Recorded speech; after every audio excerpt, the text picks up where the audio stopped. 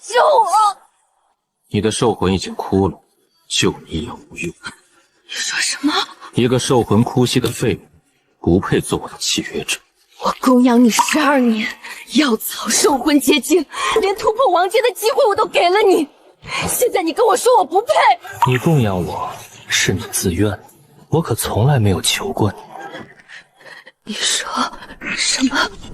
我留在你身边，也只是为了顾青，只有他才配当我的契约者，你只是退而求其次。12年，我从第一天起就开始供养你，现在你说你留在我身边整整12年，只是为了顾青？废话少说，烈渊来了，趁你还有元力，拖住他。好，原来这就是12年的答案。12年前陨星坠落，双生凤凰现世，闺蜜顾青拉着我的手，说一人契约一个。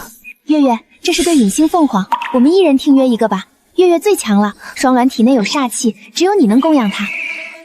好。此后12年，我碾碎结晶供养他，手把手教他搏杀，甚至放弃自己突破王阶的机会，把资源全部给了他。却没想到，双鸾从未对我有过半分感激，他所有的恭敬姿态都留给了顾青。原来我供养的不是凤凰，是条毒蛇。顾青大人，顾青大人，顾青大人才是我们部落的荣耀。我护着的族人没有一个提我的名字。这是在干什么？月月，重来一次，别再选他了。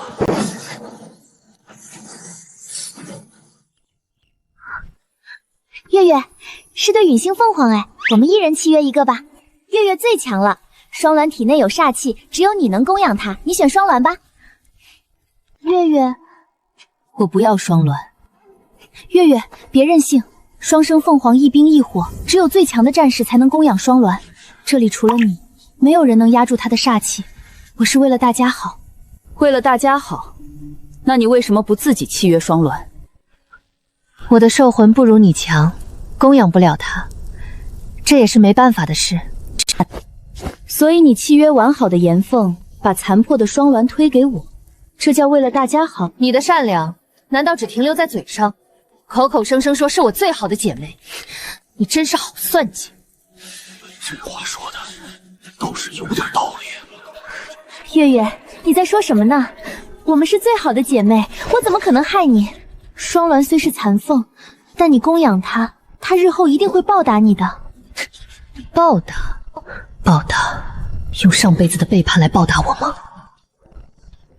不必了，我不需要他的报答。非要选的话，我选他。月月，他是废脉，身上一丝兽魂都没有，你疯了吗？我没疯。求你选我，你是这里最强的战士，只有你能供养我。你不选我，我活不了多久。前世他也这样看着我，求我选他，我选了。12年后，他却说他从没求过我。月月，你看，双鸾自己也想跟你，这就是最好的安排。月月是我们部落最强的战士，岩凤完好就交给我，这样分配最公平了。你不好意思，我不选废物。走吧，跟我回家。林月，你会后悔的，你一定会后悔。苍淼，你怎么了？月，这还是他第一次喊我。前世我死后，意识化为飞鸟，我看见你剜下这里的灵田，燃尽全部龙魂和神血，发动时空逆转。你什么都没说，只留了一句：重来一次，别再选他了。前世你在角落里圈了12年，我从没看过你一眼。这一世，我不会再让你一个人待在那个角落里了。我们签订平等契约，以我战狼兽魂为契，此后并肩作战，生死共担。你来干什么？这是我的洞穴。我来找你，求你选我。真可笑，需要的时候求着你，不需要的时候扔掉你，一模一样的理所当然。说完了，说完就走吧，我不可能选你。我站在广场上想了很久，我不明白，你是这里最强的战士，我也是灭星级的凤凰，你选我，对你没有坏处。所以呢？所以我不懂你为什么选他。你选他，他连自己都活不了；选我，我可以做你的契约兽。做我的契约兽？对，我可以为你做任何事。任何事？任何事。你让我往东，我绝不往西；你让我赴死，包括违逆顾青。你的犹豫已经给了我答案，我也不需要一个需要续命的契约兽，我已经有契约者了。他一个废麦，他能给你什么？他连一只最低阶的异兽都杀不死，而我可以为你战死，为你踏平兽潮，为你。他什么都不需要给我，但我会选他，而你给我再多，我也不会选你。现在滚，以后别再来了。林月，你会后悔的，我不会再求你第3次。你最好说到做到。后悔上辈子的错，我可不会再犯一次。此后20余日，我白天为苍淼调理经脉，带他练刀。从今天开始，白天跟我练刀，夜晚自己练。距离部落年度狩猎日还有不到1个月。我可能会拖累你。放心吧，你不会。夜晚便独自苦修搏杀之术。再过1个月就是部落年度狩猎日，这是衡量战士价值的战场，也是部落每年最盛大的赛事。狩猎积分决定未来1整年的资源分配和战力排名，所有契约者组合都必须参加。我一定要带着苍淼去。上辈子我带着双鸾拿下狩猎魁首，风光无限。这辈子，走，我带你一起去拿回属于我们的东西。炎凤顾青，今年最强组合预定，林月大人这次怕是要垫底了。放着好好的凤凰不选，选了个废物，能怪谁？月月，你来了。今天的狩猎区很危险，你如果需要的话，可以和我们一起行动。毕竟你的契约者还不能战斗，独自行动太危险了。我实在是不放心你，我能理解的，你不用不好意思。带着废物参加狩猎，这不是找死吗？顾青大人真善良，还愿意带他，换我才不拖累别人。林月以前多威风，现在沦落到靠顾青施舍了。不必了，苍淼，接刀。刚才那是什么声音？我手里的刀跟着震了一下，你们感觉到了吗？看来月月挑了一把好刀呢。不过兵器再好，也得看是谁在用，对吧？不用听他的话，从现在起，只信你自己。那柄刀好像在臣服。你说什么？我说，那柄刀在向他臣服。你确定他是废麦？我们先进去吧。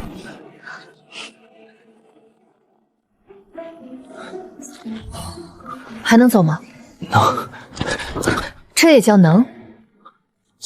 怎么，想让我抱你走？没有。那就站好。你不用这样跟我说话。哪样？这样。这样。还能脸红，说明没累盘。跟上。是顾青，他们碰上 S 级的崩山巨蜥了。我们绕开吗？不 ，S 级兽核不能落在他手里。我们走。月月，你来的正好，快帮帮我！这巨蜥鳞甲完整，行动迅捷，兽核位置应该在第7块附鳞下方。怕不怕？怕。怕还站这么前去？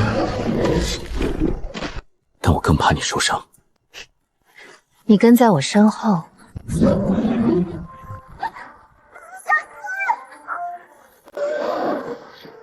苍淼，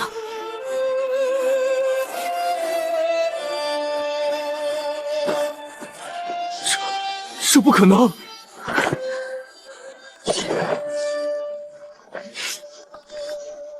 苍淼，我做了什么？你救了我，你挡在我前面，用自己的命换我的命。我只是不想你受伤。以后不要再这样了。可是，没有可是，我也会怕你死。你站着就够了，剩下的我来。他这么看着苍淼，又在憋着什么坏心思？月月，他怎么做到的？我们走吧，狩猎还没结束。月月，你还没回答我。他是怎么做到的？一个兽魂检测为0的人，能让 S 级异兽跪壁臣服，你不觉得应该给族人们一个解释吗？向谁解释？自然是向部落。大家都看到了，一个废脉身上爆发出的威压，连岩凤都被震落了。这种力量，难道不该公开说明？月月，我不是要为难你，但万一他身上有什么危险的东西，万一那股力量不受控制，整个部落都会遭殃。我是为了大家好。为了大家好？什么？之前你劝我契约双鸾，说的是为了大家好。刚才在祭坛广场，你当着所有人说要带我一起狩猎，说的也是为了大家好。现在你追问我契约者的底细，还是为了大家好？你的为了大家好，用在我身上，是不是用得太顺手了？月月，你怎么能这么想我？我们是20年的姐妹，我什么时候害过你？你没有害过我吗？你刚才扑过来的时候，明明可以直接避开，可你偏偏调整姿势往我的方向摔。你赌我会接住你，赌我会替你挡下西龙的追击。你把我当盾牌。我没有。你有。苍淼的事，他愿意说的时候自然会说。至于你，顾青，你的善良是张嘴还是用心，你自己清楚。我是什么时候给了你错觉，让你觉得我是个任你摆布的蠢货？我们走。怎么了？以后我们离他们远点儿。怎么了？每次和他们碰上，你都不开心。我不想你不开心。好，依你。严凤，怎么？刚才那股威压，你感觉到了吗？我也不清楚，或许林月给他的的确是一把上好的刀。是吗？那大概是我的错觉。什么废脉，什么检测环为0，我不信。等出去后，我一定要查清楚。本次狩猎 S 级兽核1枚 ，A 级兽核3枚，榜首林月。带着废物还能拿第一，不愧是我们林月大人。林月蝉联部落年度狩猎榜首，奖赏按律分配 ：S 级兽核归猎杀者所有 ，A 级兽核入公库，另赐经文战甲1具，兽魂结晶3枚。我就说林月大人不会让人失望。带着那个废，带着新契约者都能拿第一，林月大人不愧是最强战士。不过我倒是好奇，那枚 S 级兽核是怎么猎到的？说到那头巨蜥，可多亏了月月来得及时。我带着岩凤和那头崩山巨蜥缠斗了半个时辰，岩凤左翼被打穿，我也差点撑不住，还好月月及时赶到，趁巨蜥重伤力竭的时候，一刀截绝了他。月月不愧是我们部落最强的战士，时机抓得准。这枚 S 级兽核，他拿的实至名归。顾青和严凤打了半个时辰，那巨蜥本来应该是他的猎物吧？林月大人赶到的时候，巨蜥已经重伤了，这不就是捡现成的吗？我说呢，带着一个废脉怎么可能猎杀 S 级异兽？原来是在别人打残了之后补刀，亏我刚才还替他说话。别动。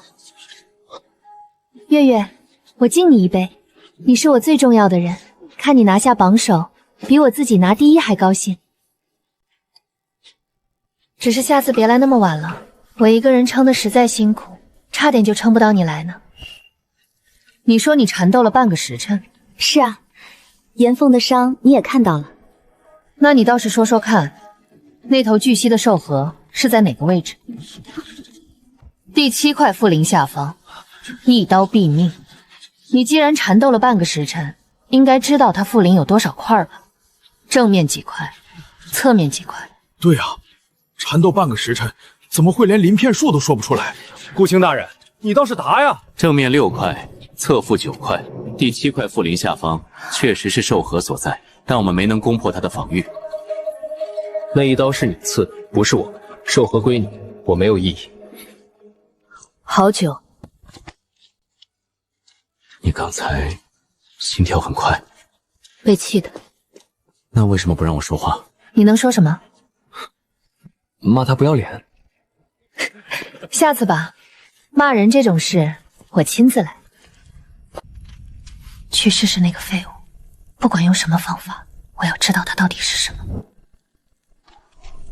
你就是他选的人。你站这么近，当我光了。你知道他为了你放弃了什么吗？他放弃了双生凤凰，放弃了我，就为了你这么一个连一只低阶异兽都杀不死的废物。我真的很想知道你身上到底有什么，值得他这么做。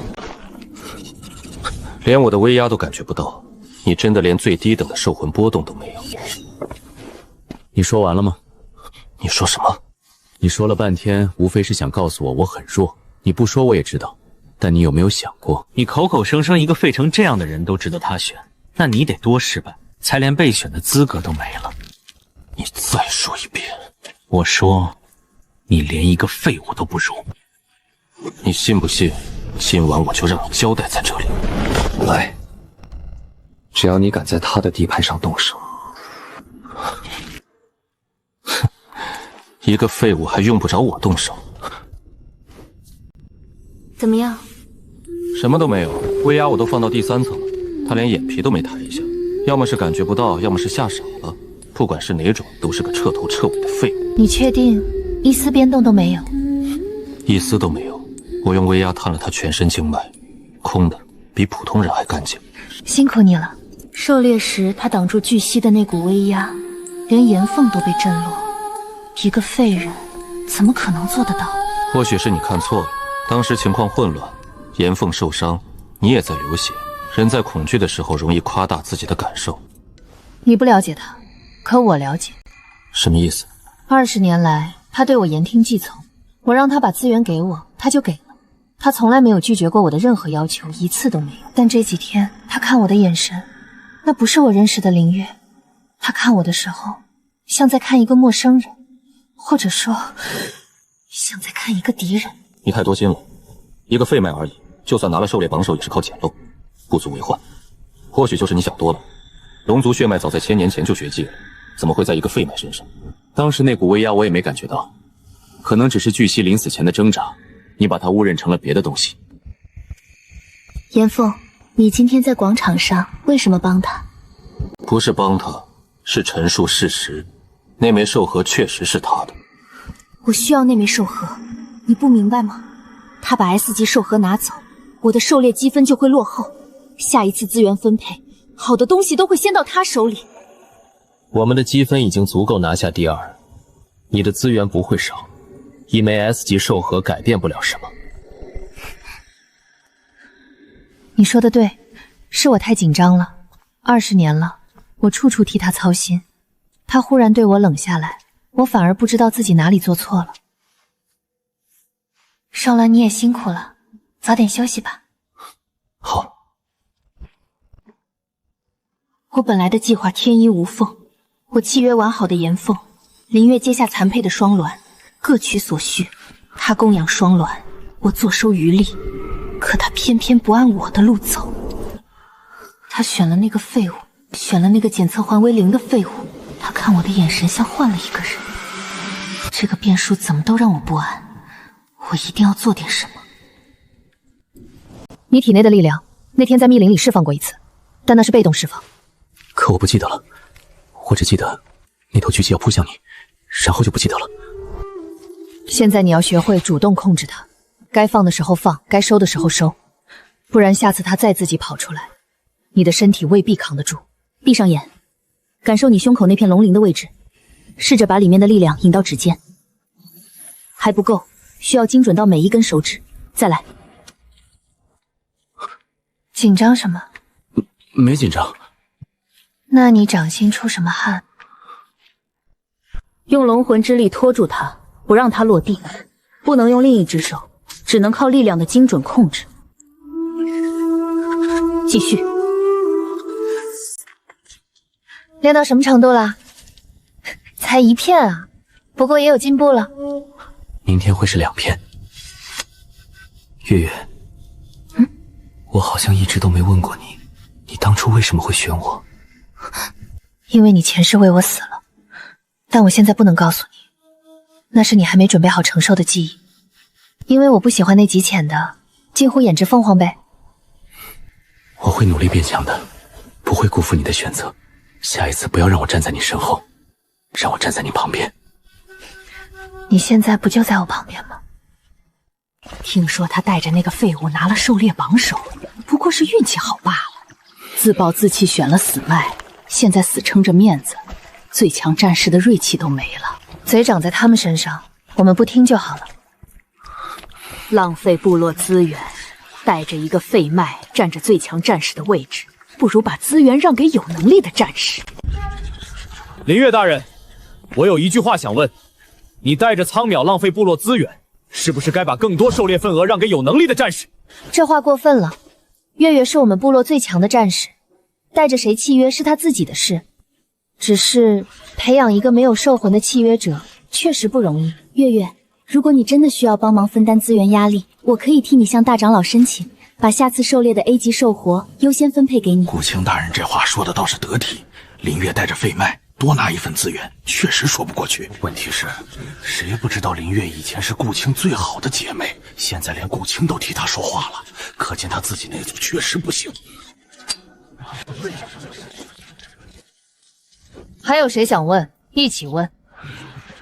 既然没人再想问了，那我开始了。刚刚谁说我自暴自弃来着？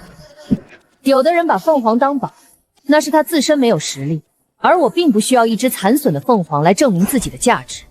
他在变强，比之前更快。照这个速度，他很快就能突破王阶。到时候你在部落的地位，连他的影子都算不上。就让他在突破之前失去所有人的信任。我母亲是上一代祭司，她死前把共振器和全套灵脉谱留给我。收好，这是祭司体系代代相传的，只有被选中的人才能用。记住了，你天生兽魂不够强，当不了最强战士，但只要有他在，就没有人能取代你。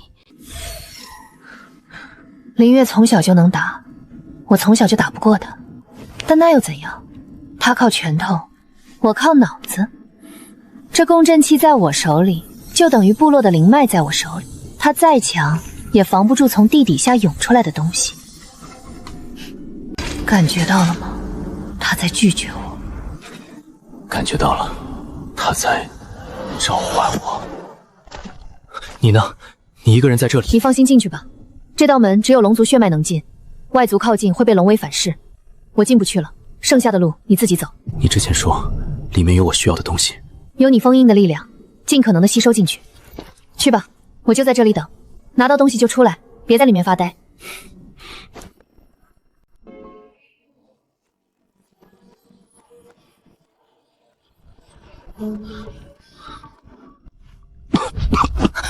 又发作了，我已经尽力了，药草的剂量加到最大了，再多你会受不住。如果是林月供养我的话，就不会出现这种情况。你说什么？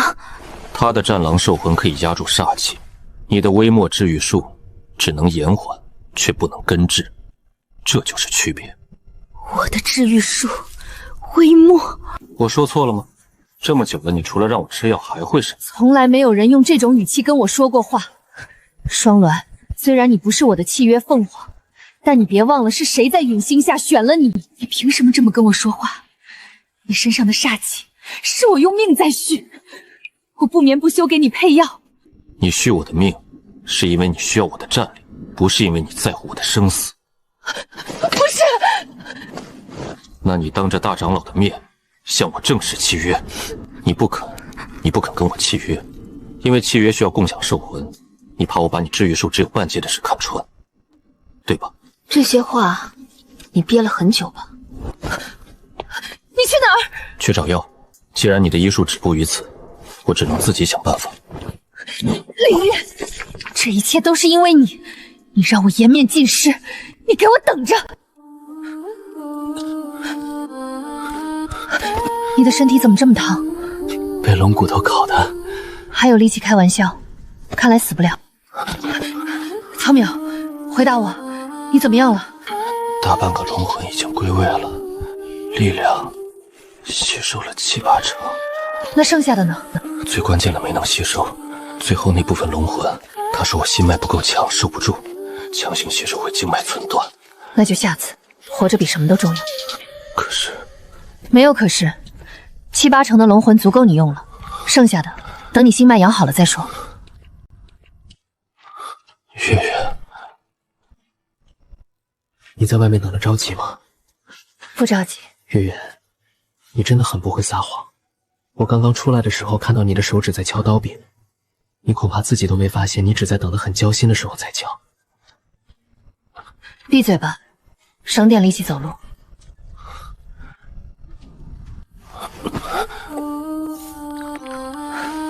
张嘴喝下去。你上次说这句的时候，是喂我第1碗药。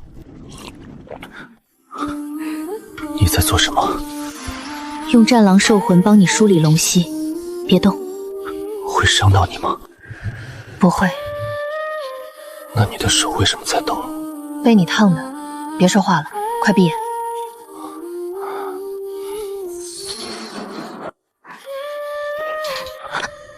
月月，别走。我不走，我去拿药给你包扎手上的伤。不用包，明天自己就好了。那你想让我怎么待着？坐这儿。闭眼睡觉吧。你呢？我要守着你，龙魂刚归位，半夜可能会反噬。那你也闭眼。2个人都不睁眼，谁来守？我不需要人守。你说了不算。睡吧。伤好了？确定没问题了？让你多休息几天，你非要不听。放心吧，都好了。好的这么快？睡了一觉，差不多。哼，差不多就是没好透。好透了。拔刀，让我看看好透了是什么水平。还行，恢复的比我想的快。昨天龙魂归位之后，你体内的力量已经不是之前那个只会被触发的开关了。今天开始第2阶段训练，不是拖叶子了，是实战控制。在战斗中释放龙魂威压，但要精准到只针对单一目标，不惊动周围任何人。我要怎么练？蜜蜂有趋光性，你用龙魂威压锁住其中一只，让它飞不起来。其他的该飞飞，该采蜜采蜜。如果全部飞不起来，或者全部飞走了，你失败。蜜蜂，你觉得简单？不。上次你花了2天才能让一片叶子浮起来，这次我给你的时间是今天之内。开始吧。力气用大了。再来。这只蜜蜂为什么一直不飞？它的翅膀裂了，昨天关它的时候抓伤的。所以你把它放我手里，是想让我知道，不是所有飞不起来的都是被你压制的，有时候它们只是伤还没有好。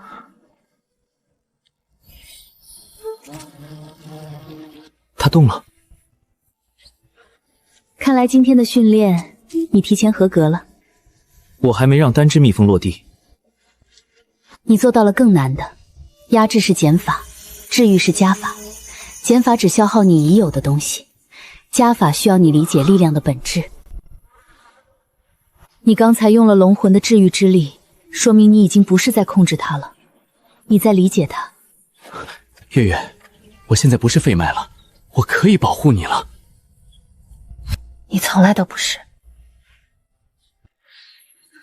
刚刚还说不疼。就是不疼，真的不疼。哼，嘴硬，跟我还逞什么强？月月，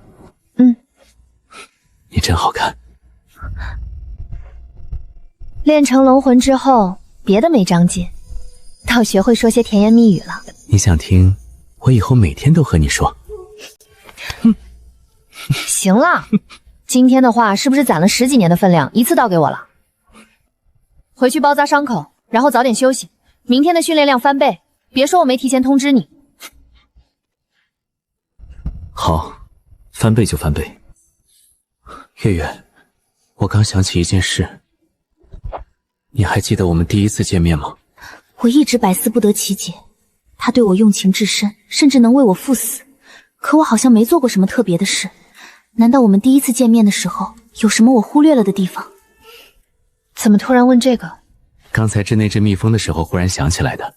那天你也是这么蹲下来的，一群人围着我，只有你蹲下来。你记得倒是清楚。那天的事，每一件都记得很清楚，没有人会忘记自己第一次被看见的时刻。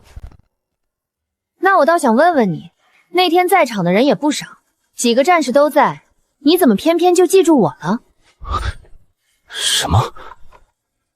你刚才说没有人会忘记第一次被看见的时刻，可那群人里不止我一个。说不定你记住的是那个把你从地上拽起来的人，或者那个喊了一句别打了的人，怎么偏偏是我？拽我的那个人是为了把我拖出去，免得碍事。别打了，是对那几个动手的人说的，不是对我说的。只有你蹲下来，你拨开我头发的时候，手指碰到我额角的伤口，还跟我说了一句话。我问你受伤了吗？不是这句，是你拨开头发之后压低了声音说：“谁打的你？告诉我。”就为这个，前世你为我把命都搭上了，就因为这一句，你就因为一句话记了这么久。不是一句话。那天之前，我被抢过食物，被推下过台阶，被堵在角落里踢过，没有一个人问过是谁打的。你是第一个想替我出头的人。我当时大概也只是随口一问。你问完之后，抬头扫了一圈周围的人，那几个动手的全往后退了一步。你大概不记得了，但是我能记得很久。所以不要问我为什么只记住你，你做了那么多，自己不知道而已。你这个人太容易知足了。不容易，别人给的那些东西不叫知足，是你给的东西才值得记。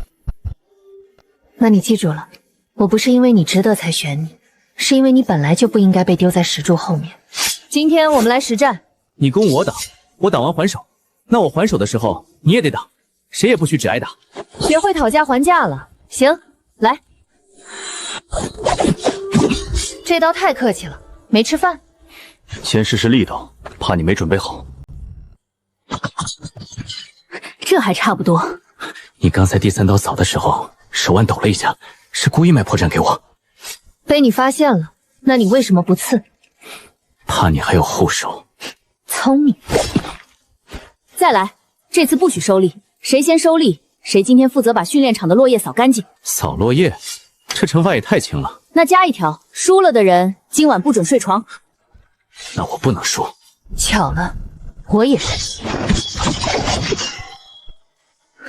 平手。那谁睡床？都睡床。愣着干嘛？收刀。今天的落叶你扫，算是奖励你今天学会讨价还价。听说最近有人在训练场上练费脉，练了这么久，能接住林月大人一招了吗？林月大人，你要是缺陪练，我可以，何必跟一个连兽魂编动都为零的人浪费时间？让开！不让又能怎么？你要跟我打，你还不配和我打？你说什么？我不是你一个废脉的对手！不想死就滚，你挡路了。我刚才说的是真的。哪句？他不是我的对手，但我不想给你惹麻烦。麻烦已经够多了，不差这个。我怕你替我出头，又被人在背后说闲话。我不怕他们说我，但我怕他们说你。你担心了一路，就是在想这个？苍淼，从我选你的那一刻起，就没有人能用闲话分开我们，一个都不会有。我知道，但我在意，我在意你。在意我，那晚上好好补偿我。林月，你夺走了部落地位，夺走了一切，我要你失去所有人的信任。大长老，前线急报，兽潮有异动，规模异常。规模有多大？前所未有，是正常年份的3倍以上。不对，前世兽潮的爆发时间比现在晚得多，时机不对。大自然的暴动不会这么有节奏，是有人在操控灵脉，这不是天灾。龙晶有反应，他感应到了异常的灵脉频率，像一枚指针，指向了破坏的源头。方向。灵脉边缘，深夜，有人在那里启动过某种装置。兽潮异动，规模异常，前线探索已确认，10万大山方向，兽群正在大规模集结。大长老，身为祭司学徒，我有责任查明兽潮异动的原因，请允许我率队调查。诸位放心，我一定会查出真相。说起来，最近有人向我提起，在灵脉边缘附近曾见过灵月大人深夜独自巡查。当然，我相信月月不会做任何对部落不利的事，他是我最重要的人。深夜巡查是我身为战士的职责，顾卿大人不必替我解释。林月大人深夜去灵脉边缘干什么？他没有证据，只能靠暗示。但往往不需要证据，只需要足够多的怀疑。前世他也是这样，从不直接出手，永远让别人替他动手。但他如意算盘落空了，他不知道我们有这个。他今天在祭坛上回你那一句，让你很难堪。不难堪，被怀疑的人是他，又不是我。大长老还没有下令，部落的疑心还不够。那就再加一把火，兽潮越来越大，族人越来越怕，怕到极点，他们就会需要一个罪人。顾卿，你说有紧急要事是什么？诸位族人，这枚残片是在兽王巢穴外围发现的，残片上残留的战狼兽魂气息，经我与双鸾共同辨认，正是灵月的兽魂印记。我亲眼所见，林月在清剿任务中独自进入兽王巢穴外围，以战狼兽魂打开困兽结界，放走了那只幼崽。这枚残片就是他当时催动兽魂时不慎剥落的能量结晶，确实附着战狼兽魂的气息。是林月大人的兽魂没错，他怎么能做出这种事？月月是我最重要的人，我比任何人都希望这不是真的，但证据在此，为了部落的安危，我不能寻死。传我令，林月禁足洞穴，设下禁制，等待公审。为什么不反驳？残片上的兽魂是真的，大长老亲自验证的，现在反驳只会显得狡辩。那就让他把证据都摆出来，越多越好。越多越好。记忆龙晶，证据越多，越容易找到破绽。他不可能伪造出完美无缺的物证链，只要有一环断掉，全部都会塌。你越来越聪明了。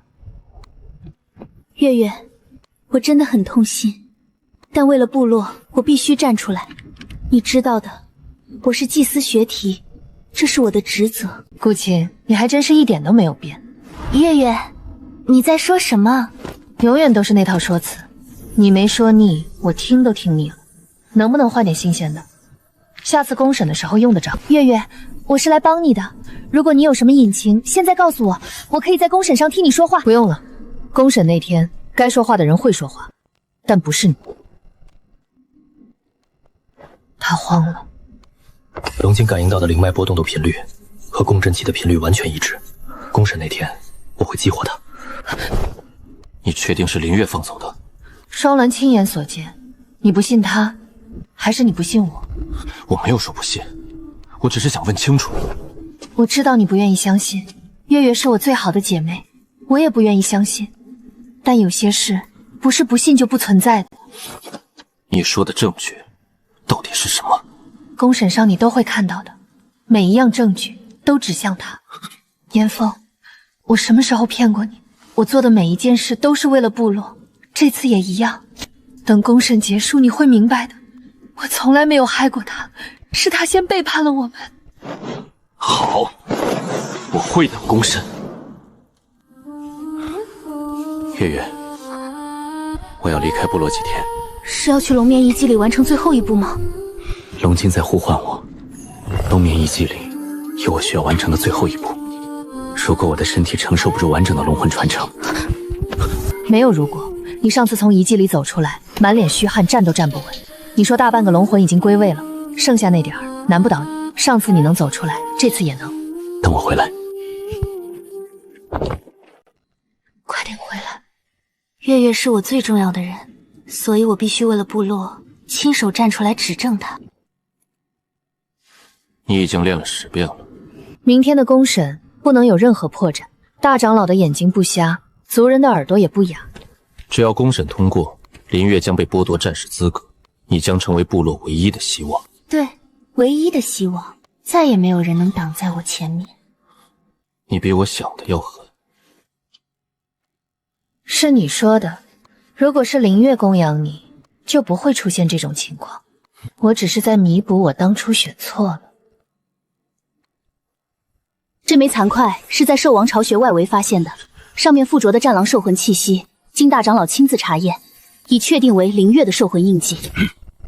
林月，我最真实的朋友，我多希望这枚残铺是假的。今日当着大长老与全族的面，我请出另一件物证。这块结界石来自困锁兽王幼崽的牢笼，裂痕边缘残留的兽魂气息与残片同源。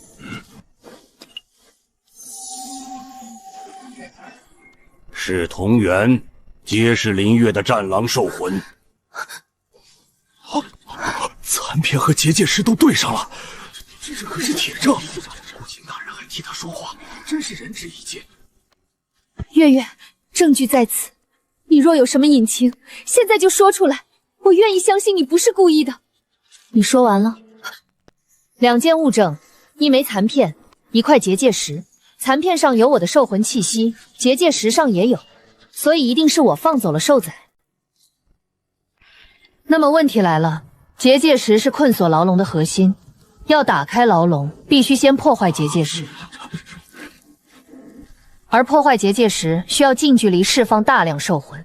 大长老，您感知一下，结界石上的裂痕是一次性爆发造成的，还是持续侵蚀造成的？是一次性爆发，一击即碎。那就更奇怪了，如果是我放走的兽崽，为什么要用一次性爆发的方式破坏结界石？这种手法动静极大，瞬间触发部落警报。放走兽崽的人，难道不应该是悄无声息地解开结界，而不是砸碎它吗？林月大人说的有道理。或许你当时时间轻迫，顾不了那么多。况且，无论手法如何，你的兽魂出现在结界石上，出现在兽王盟穴外围，这是不争的事实。大长老，我请求当场核验林月的兽魂，看看他近期是否大量消耗过战狼兽魂，以至于在结界石上留下如此清晰的裂痕。不用核验他的。你们想看证据，这就是。不够了，这个波动幅度，兽巢会大规模暴动。只要把灵脉暴动寄货给林月，就没有人会怀疑我们。残铺上的战狼兽魂气息可以用巨蜥上次和林月交手时收集到的残留能量来伪造，大长老验不出来的。你确定？我研究他的兽魂编动20年，他刀柄上残留的能量浓度、波度，我比他自己都清楚。做出来的残块，就是他自己都分不出真假。是顾青自己干的。灵脉暴动，是他引来的兽潮。他还嫁祸给林月大人。这上面附着的战狼兽魂气息是从训练场收集的。林月对炼时残留在刀柄上的能量足够做2枚残块，一枚放巢穴外围，一枚嵌进结界石，兽魂同源，谁也看不出区别。顾青，不，那是伪造的，那是林月的妖术。这记忆龙晶是他从哪里找来的？一定是他捏造的。记忆龙晶由龙族先祖的星云能量结晶而成，影像一旦记录，任何力量都无法篡改。大长老若还有疑虑，可派人搜查顾青的洞穴。来人，搜查顾青洞穴。禀大长老，共振器上残留的灵脉能量频率与龙晶影像中的变动完全吻合。收集器中残留的战狼兽魂样本与残片和结界石上的气息3方比对，全部同源。原来是他陷害林月大人。顾青，你身为祭司学徒，滥用禁器共振器，伪造战狼兽魂残铺，人为告在灵脉引发兽潮，致使部落结界损毁，战士负伤，并嫁祸于同族战士林月。3条罪罪，物证人证俱全，你可知罪？我不认。大长老，这些物证，他们只能证明有人用了共振器，证明残片上有战狼兽破魂的气息，而是我做的，但证明不了是我的。是林月，一定是他布下的圈套。他把共振器放进我的洞穴，他伪造了这些痕迹。你说是我栽赃你，用不用我提醒你？那天是你在祭坛广场当着所有巡逻战士的面，口口声声说看到我的身影出现在灵脉边缘，也是你亲自向大长老举报了我。大长老当场将我收押禁闭，洞穴外3道封印，禁制蓝光日夜不息。那么我倒想问问你，一个被关在禁闭里的人，哪来的时间去你的洞穴栽赃？月月，我是你最好的姐妹，20年了，我什么时候害过你？陨星坑边是我让你鲜血，你带着苍苗被人嘲笑，是我在族人面前替你说话，怎么能这样对我？这句话你已经不配说了。大长老，我只是一时糊涂，是双鸾体内的煞气影响了我的判断。够了，真相已明。现在我宣判，本族祭司学体顾青3罪并罚，即日起剥夺祭司学体资格，降为普通族人。双鸾，按部落律令，罪责共担，念你受人指使，从轻发落。即日起禁足3月，非经召见，不得参与部落一切事务，不得踏入训练场与灵脉重地半步。若有再犯，废除契约，逐出部落。双鸾领罚。林月遭人诬陷，清白已正，即日起恢复最强战士全部特权。另赐兽魂结晶10枚，金纹战甲1具。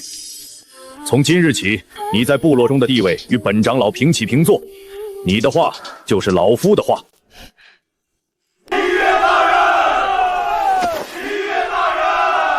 因为我的，那本来都是我的。你回来了。我答应过你，会回来。为什么要这么做？为什么？我问你为什么要这么做？你知不知道那次受气伤了多少战士？够了，你又是站在什么立场来质问我？你是契约凤凰，正统契约，血脉相连，走到哪里都有人叫你炎凤大人。可我呢？我体内有煞气，从小就是残次品，没有契约者，我连活都活不下去。你能站在这里义正田严地质问我，你又懂什么？你尝过那种滋味吗？你尝过被人捏着命，除了低头什么都做不了的滋味吗？对，我不懂被人捏着命是什么滋味，但我懂你刚才说的每一个字都是在替自己开脱。顾青是捏着你的命，但递刀的手是你自己的，你自己好好想吧。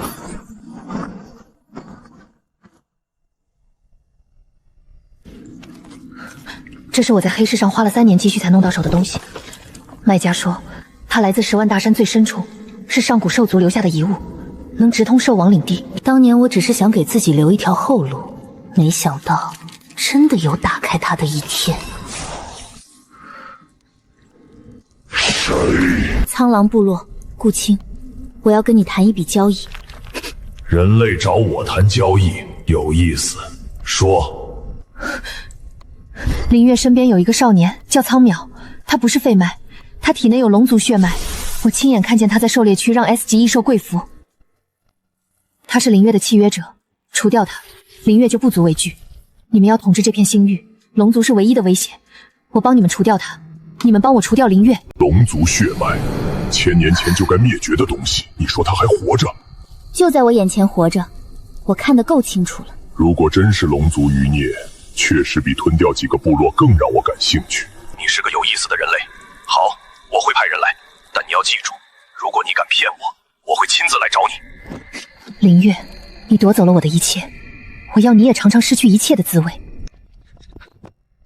报，大长老，前锋已突破外围防线， 3个哨站同时失联，兽群铺天盖地，遮住了山口的天空，我们的人快支撑不住了。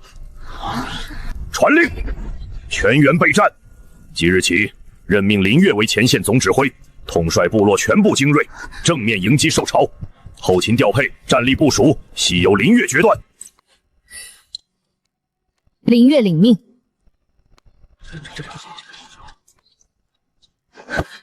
大长老，请准许我随军出发，担任后援。他还有脸站出来？后援？他不会又在背后捅刀子吧？后援责任重大，关系前线战士的补给线与退路。你如今只是一个普通族人，给我一个用你的理由。我犯的错，自己知道，正因为知道，才想在战场上赎回来。我的战力不如林月那样强大，可我的治愈术上等，止血、包扎、护送补给、稳固后方，这些我做得来，让我待在大后方等消息。我做不到。月月，我只知道你不会再信我。不用你给我兵，不用你给我权，把我放在补给线最末端就好，随便什么位置都行，哪怕只是运一趟草药。大长老没有直接驳回，反而把目光转向我，这意思再明白不过。他向来偏爱顾青，即便他犯下3罪，他心里多少还存着几分不忍。但此刻令符在我手上，这个烫手山芋，他是要我主动来接。你要来可以，但你记住，前线的每一个战士都比你重要。如果你在后方动任何手脚，我会亲自押你去审判台，你清楚后果。我明白，谢谢你月月，谢谢你肯给我这个机会。既如此，顾青编入后援队，听候后勤调配，若有异动，军法处置。林月，你即刻出发，受朝不等人。规模不小，你打算怎么打？我带主力正面迎击，拖住兽群主群，侧翼交给2支小队守住哨站隘口，后援队留在石墙内侧，负责补给转运和伤员撤回。你跟着我，前锋最危险的位置，我需要你的龙魂威压。好。你不说点什么吗？比如太危险了，别冲那么撞前，或者让我去就行。我说了你会听吗？不会。那我何必说？你倒是越来越了解我了。以前都是你护着我，训练场上让你挡在前面，狩猎区你挡在前面，公审的时候你还是挡在前面。这一次，让我走你前面。走了，点兵，再磨蹭天都要黑了。月月，前线若有需要，援军立即出发。月月，你是我最……顾青大人，令符在我手里，援军调令需经大长老亲批，不是你说了算。自然，我只是想说，前线战事紧急，我身为普通族人，愿尽绵薄之力。若有需要，我随时可以上战场。出发。他上钩了。他率主力出城，后方空虚，让你的人在峡谷两侧埋伏，不恋战只拖延，拖住就行。我要让他到前线的时候兵力折半。好狠的女人！月月，好戏才刚开始。停，全部停下！举盾，两侧防御！不要追，他们不是来正面打的，是来拖散我们队形的。保持阵型，后队变前队，快速通过峡谷。伏击位置太精准了，不像随机埋伏。他们知道我们会走这条路，知道哪一段古道最窄，哪一段最适合从侧面撕开口子。这条路是出发前1个时辰才定的，主力行军的路线只有议事厅里的人知道。顾青还真的是死性不改。我们先去支援前线。这些兽群的攻势太有章法，左右翼交替冲锋，中间刘康引诱我们突进，有人在指挥。是烈渊，兽王之子。顾青给他传了我们的行军路线，他就能提前布置伏击。他等的就是援军被拖死在峡谷里的这段时间，等我们弹尽粮绝，他才会把主力压上来。还能撑多久？撑到援军到，援军不到，就撑到最后一个战士站不起来为止。信使，回部落告诉大长老，前线战况已超出预估，不是常规兽潮，是兽王之子烈渊亲自指挥的围歼战。我需要全部预备兵力，所有能拿刀的人全部调上来。林月大人，你呢？我在这里等援军，快去，跑死战兽也要在天亮前送到。在援军到达之前，寸土不退。我站在这里，和你们一起。前线急报，林月大人有援军，兽潮规模远超预估，是烈渊亲自指挥的围歼战，我们需要全部预备兵力。部落本部也在遭受零星攻击，防线上人手不足。回去告诉林月，后方抽不出人，让他自己想办法。零星攻击，石墙完全可以抵挡。部落本部还有预备兵力。我说了，没有人手，你是听不见还是听不懂？顾青，预备队确实还有2支，大长老说过。大长老命我统筹后方调度，你在质疑我的判断？我会把你的话原封不动带回前线。月月，你既然那么强，那就靠自己吧，让我看看你的骨头到底有多硬。灵大人，顾青说本部遭受攻击，没有人手。多少人？可我亲眼看到预备队还在，他让我回来告诉你，让你自己想办法。他在撒谎。我们被放弃了，但没有人可以放弃我们。你们是我带出来的，我带你们来，就一定会带你们回去。战士们，跟我冲！凭什么？到底是凭什么一个废脉少年可以拥有我从未拥有过的东西？回部落保护我！现在！严凤，我命你速回部落保护我。你身边站着的是什么人？他们是留守的战士。他们身上的气息和异兽一模一样。顾青，你在和烈渊勾结。你不明白，前线已经撑不住了。林月带走全部精锐，剩下这些人根本守不住部落。烈渊答应过我，只要我们不抵抗，他不会屠戮族人。我是为了保存部落的战力，是为了给大家留一条生路。你保存的是谁的命？林月在前线拿命填缺口，他的战士在峡谷里被你出卖，信使跪在你面前求援军，你说没有人手，然后你站在这里，站在兽王的狼骑兵中间，跟我说你在保存部落。我曾以为你是善良的，我以为你只是嫉妒林月，我以为你伪造证据嫁祸他，是因为你心里过不去那个坎儿。我以为你至少还有底线，至少不会和异兽站在一起，至少不会拿前线几千条生命当筹码。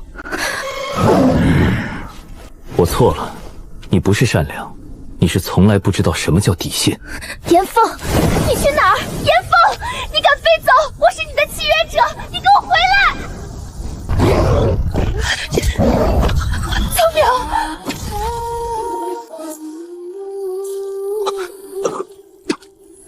苍苗，你挡什么？你龙魂还没稳固，你知不知道自己会死？知道你还挡？你不在后面吗？别动，让我看看。你不能再打了，这伤口裂得比上次还深，再扛一次你会死的，你听见没有？月月，别哭。我没哭。那你的眼泪怎么滴在我手上了？你给我活着，你不是答应了我不走前面吗？我没有走前面啊，烈渊打你我就站你前面，这不叫走前面，这叫挡一下。你胸口的血都快流干了，这叫挡一下。那下次我挡2下，我死不了，还没陪你打完仗，还没陪你回去包扎。回去以后训练量翻3倍。行，翻4倍也行。哥，你怎么在这里？你身上怎么全是煞气？我在等你。等我？弟弟，我需要你的血脉。龙族已经重现，烈渊在前线，我没有时间了。煞气在吞噬我。如果我不突破，我会死在这场战争里。同命双生，你的血脉可以冲开我最后的瓶颈。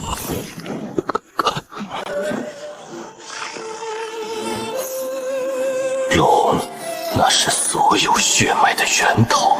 我是双鸾，是灭星级的陨星凤凰，是万年难遇的冰血神兽。凭什么向一个之前还是死脉的少年低头？我需要力量，需要超越龙的力量，需要拒绝臣服的力量。弟弟，对不起，我没有别的路了。你恨我吧，至少恨我比怜悯我好。前世他在龙眠遗迹里弯下逆鳞的时候，也是这样安静，安静的像已经不在这个世界上了。那时候我什么都做不了。这一次，我不会再让他在我面前闭上眼睛。龙，好夜龙，躺在那儿像条断了气的虫，他快死了，你再守着也守不住一口气。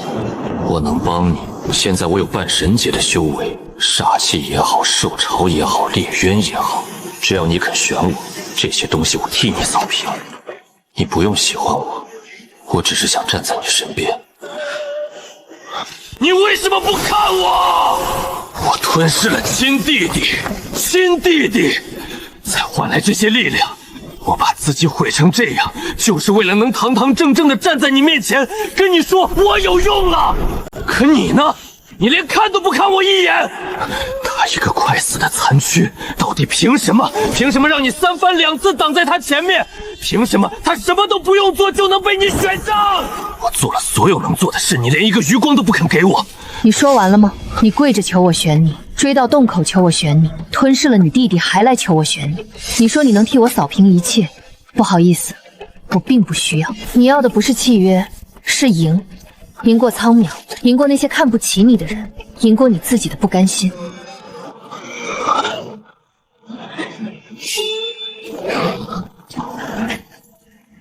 你连命都不要，就为了护他一程？开口求我林月，说一个字，说帮我，我替你杀了他。我不需要求你。你哑巴了吗？你宁可被烈渊撕弃，也不肯求我一句。来呀！你想动他，先踩过我的石头。他疯了吧？前世他从来没有这样过，前世他只会站在顾青身后看着我死。果然得不到的永远在骚动。前世就是你杀了我，这世我要从你嘴里咬下一块肉来。弟弟，对不起，我吞了你的兽核换来的力量，连一个回合都没撑住。你说我是不是很可笑？战狼兽魂，不过如此。顾青说的没错，只要掐断你的元君，你就是一头困兽。你的部落抛弃了你，你的战友死伤殆尽，连那只凤凰都被我打残了，还有谁能救你？果然是你。顾青说你体内有龙族血脉，我还不信。1000年前就该灭绝的东西，居然藏在一个废脉身上。他没骗我，你果然是龙翼。我是烈渊，兽王之子。顾青说你是龙翼，但他说你的龙魂还没完全觉醒，你不可能有这种力量。你太相信他了，一个连自己族人都能出卖的人，他的情报值几个价码？你不清楚？顾青，你给我的情报不全。你说他的龙魂没有完全觉醒。不过他说的也对，确实没有完全觉醒，但对付你够了。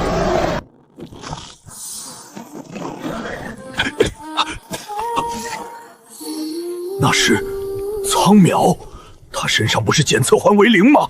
怎么会有这种力量？不是0，从来都不是0，它是所有数字的总和，是1000年来这片大陆上第一个完全觉醒的龙族血脉。老夫活了这么久，终于亲眼看到了，龙族没有灭绝。苍淼，你睁眼，你答应过我会活着的，你答应过的。我活着回来了。这也叫回来了？你胸口的血都淌到我手上了，你知不知道你的龙魂刚才全散出来了，全散出来了。散就散了，你接住了就不算散。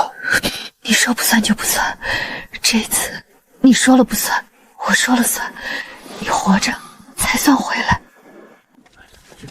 顾青，第一罪，滥用祭司职权，以灵脉共鸣器过载灵脉，引发兽潮异动，危及全族。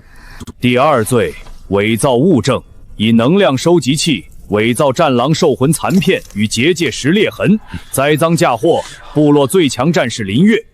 第三罪，兽潮前线，身为留守指挥官，公报私仇，拒派援军，间接导致100余名战士在扶助中被吞噬，间接导致龙神继承者苍淼强行释放未稳库龙魂，重伤卑微。宣判顾青永久驱逐，流放边缘区，永世不得返回部落核心区域。驱逐？那不是等于判我死吗？大长老，边缘区外就是异兽领地，您把我扔到那里，不出3天我就会死在异兽嘴里，你还不如现在杀了我。你拒派援军的时候，前线战士的命在你眼里又算什么？不一样，他们是为部落战死是光荣，我为部落做了那么多事，你们不能说扔就扔。够了，把他压下去，即日执行。另外，我宣布，自今日起，林月为部落首席战士，统领全部战力。此番受潮，若无他2人，部落已不复存在。尔等当以他们为荣。林月大人，龙神守护者！他们重建家园，他们欢呼林月的名字，而我站在这里，连一块多余的干粮都没有。我不明白，林月，你到底从什么时候开始变了？从什么时候开始，我再也算计不过你了？你答应过我会回来。昨天你在梦里喊我的名字，今天龙鳞又亮了一点。你在努力，对不对？我知道你在努力，我等你，不着急。岩凤的残影在他龙鳞里，凤凰涅槃，浴火重生。这本是凤凰族的秘法，但凤凰兽核已碎，肉身已毁，重生需要一个足够强的容器。老夫没想到，最后接住他的是苍淼。你知道吗？其实有句话我一直没和你说，谢谢你，谢谢你给了我第2世。前世我死后，意识没有散，变成了一只透明的飞鸟。我看到你跪在龙眠遗迹里，看到你一手按住胸口，一手化为龙爪，看到你按下自己的逆鳞，燃尽龙魂，发动时空逆转。每一个画面，每一帧，我都记得，从来没有忘过。我只是从来没告诉过你。你当时问我为什么选你，我没说实话，我说不喜欢那只凤凰，你就没有再追问。其实我不是不想告诉你，我是怕你知道了会觉得我选你是因为欠了前世的债。前世你把龙魂和命都给了我，这一世我不希望你觉得自己只是我还债的对象。你从来不是债，你是我今生唯一宝贝的人。别哭了，我回来了。你知不知道你睡了多久？15天，15天你一动不动，只有龙鳞在亮。我每天摸着你的脉搏数，数着数着就怕它停了。我真的以为你永远都不会醒了。你在，我就会醒。你刚才是不是偷听我说话了？我说前世那些事的时候，你是不是已经醒了？你昏迷的时候是不是一直装睡？没有装，只是听到有人在叫我，就回来了。你说的那么认真，我就多听了一会儿。前世欠我的，这辈子慢慢还，不着急，反正你跑不掉。既然你醒了，我也好放心去了却一桩旧事。等我回来。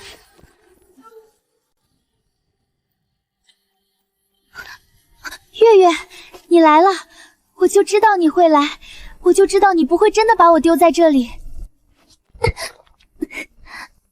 月月是我最重要的人，你不会真的不管我，对不对？你去跟大长老求求情，让他撤回驱逐令。我可以做最普通的族人，哪怕每天扫地担水也行。我今天来不是来救你的，只是来问你一个问题。你问什么我都答。顾青，你相信人有前世吗？月月，你在说什么前世？你是不是太累了？前线打了那么久的仗，回去好好休息一下，等你休息好了我们再谈。你不好奇为什么我突然变了吗？不好奇为什么我不握你的手了吗？因为我信啊，我记得前世所有的事情。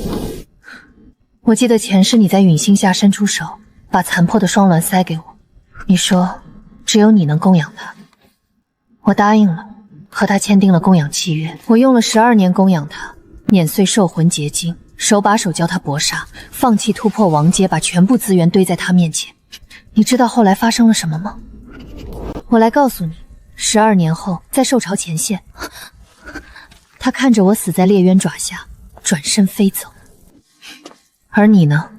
那天晚上部落办庆功宴，你站在祭坛上端着酒杯，接受所有人的祝贺。可你从头到尾没有提过我的名字，这就是你口口声声说的我是你最重要的人吗？我不知道，你说的那些我不记得，我不记得，那不是真的，那是你编的。你知道那是什么感觉吗？身体已经死了，意识还在空中飘着，什么都做不了，只能看着。看着你端着酒杯微笑，看着族人高呼你的名字，看庄鸾站在你身后，脸上没有丝毫愧疚。12年，从头到尾，我在你们眼里就是一个供养凤凰的工具，工具死了，换一个就是。不是，我没有，月月，你不能这样，你不能拿一个我不记得的事来定我的罪。所以我重活一世，回到陨星坠落的那天，你笑着拉住我的手臂，说我们一人契约一个。你知道我看着你那副笑脸，心里在想什么吗？我在想，这个人前世把我的命当成垫脚石，这辈子他又要用哪句话、哪个表情、哪种善良来骗我替他铺路。然后你果然没有让我失望，你还是那套说辞，还是那种笑容，还是把我当傻瓜。放开我！你说的事我一项都不记得，你不能因为一个梦一个幻觉就判我的罪。我做了20年你的姐妹，你不能这样对我。从我再睁眼的那一刻，在我眼里，你已经不是我的朋友了，你是敌人，一个我花了20年才看清的敌人。所以你是回来报仇的？我来只是想让你明白，前世你欠我的不是一条命那么简单。所以我要你活着，活着才会在每一个午夜梦回的时候想起你今天听到的一切，才知道自己欠了什么，却永远还不上。这不是报复，这是你应得的果。回来了。回来了。牵起你的战刃，以后不管你在什么地方，只要你催动它，我都能感知到，多远都行。这是什么？我的逆鳞，前世我弯下它，燃尽龙魂，发动时空逆转，它就碎在我手里。这一世它没有碎，因为这一世我不需要重来一次。前世我发动时空逆转，是想重来一次，改变你的结局。结果真的重来了，但我发现我根本不需要改变什么，你自己就把所有事都改了。你选了不一样的路，选了不一样的人，你选了站在我旁边，所以我这一世想要的已经得到了。你把逆鳞给我了，那你呢？我有你，逆鳞在你刀上和在我身上没有区别。你知道逆鳞是什么吗？龙族唯一一片道生的鳞，最脆弱的地方。前世你弯下来的时候，疼不疼？不疼。骗人。疼，但那时候想能重来一次，能再见你一面，就不疼了。以后不许再挖，这片我收着，因为它是你的，你把它放在我这里，我就替你守着。你也要替我守着你自己，不许再让我一个人坐在石床边等你醒过来，听见没有？听见了。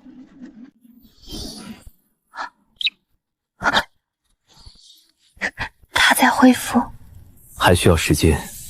凤凰涅槃，浴火重生，炎凤吞噬了太多煞气，需要龙魂来净化，净化完了，它自会重生。要多久啊？取决于它还需要多久才能放下一切。双鸾的事，顾青的事，他背负的东西，不是力量的问题，是他自己愿不愿意重新开始。今日苍狼部落立双神位，龙神苍淼掌灵脉守护，狼神灵月统部落战力，双神并立，共守苍狼。站得住吗？放心吧，站得住。你选的位置，站不住也得站。今日双神位非统治，乃守护，灵脉不枯，受潮不犯，天地之间自有一席之地。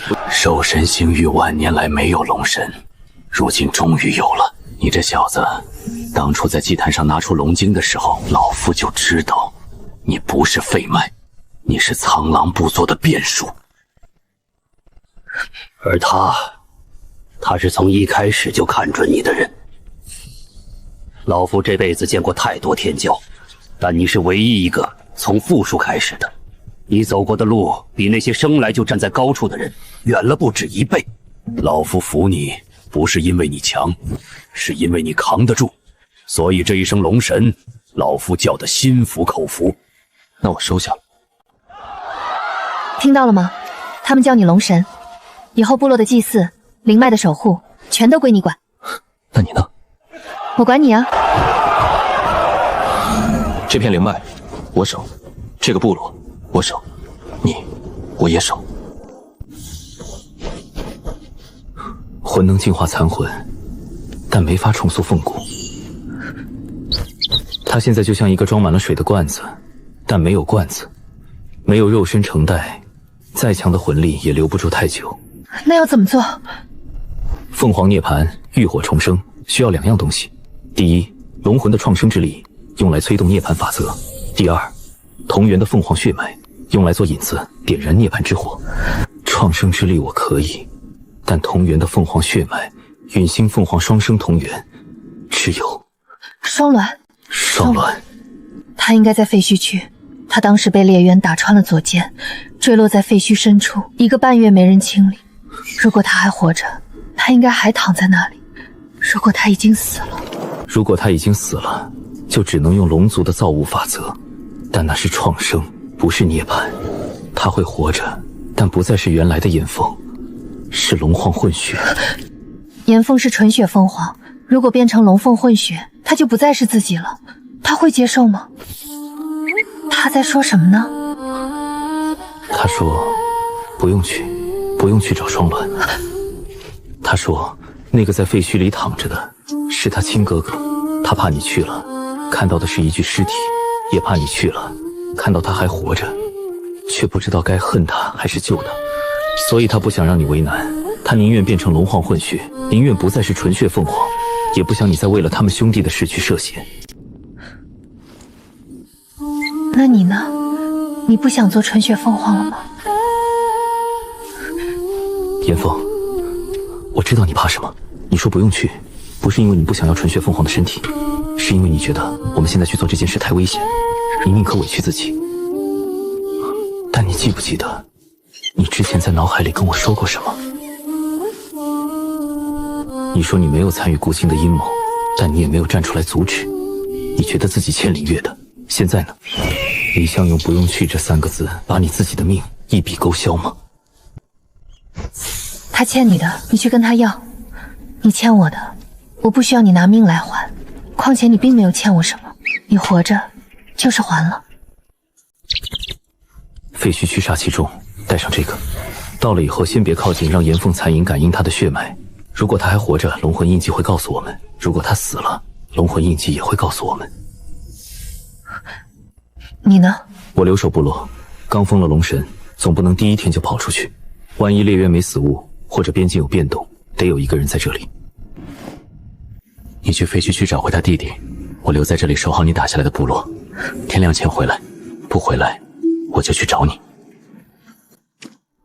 还真没死，命真大。你怎么来了？炎凤的残魂还在，龙鳞保住了他最后一缕意识，但他是纯血凤凰，重塑凤骨需要同源血脉。你是他亲兄长，陨星凤凰双生同源。所以你来找我，是为了他？是。如果我不给呢？如果我让你滚呢？你不是一直问我为什么不选你吗？现在我告诉你，前世我选了你，和你签订了供养契约。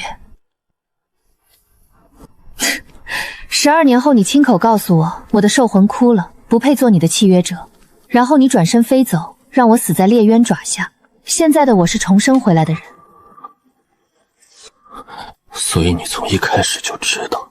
知道，前世的事，每一件我都记得。那你为什么不告诉我？我为什么要告诉你？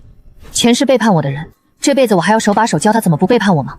而且我信不过你，信任断了就是断了，再来一次也续不上。太晚了。你自己选吧，给还是不给？我来不是来替你做决定的，是来告诉你，严凤还活着，她的命有一半在你手里。林月，你要多少？不多，够重塑凤骨就行。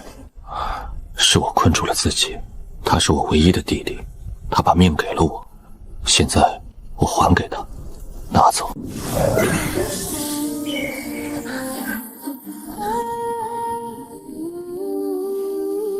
凤凰涅槃，短则数月，长则100年。要多久？杀气已经净化了，龙魂也替他重塑了凤骨，剩下的等他睡够了，自己会醒。我们走吧。去哪儿？祭坛。